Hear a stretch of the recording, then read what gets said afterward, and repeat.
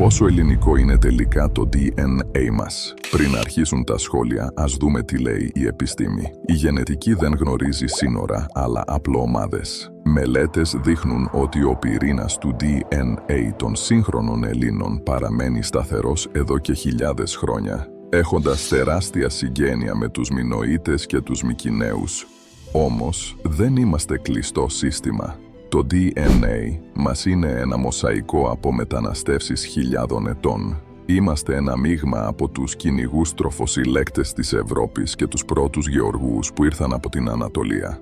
Η γενετική συνέχεια των Ελλήνων είναι από τις πιο μελετημένες στον κόσμο, αποδεικνύοντας ότι η ιστορία μας δεν γράφτηκε μόνο στα βιβλία, αλλά και στα κύτταρά μας. Εσύ έχεις κάνει ποτέ τεστ DNA?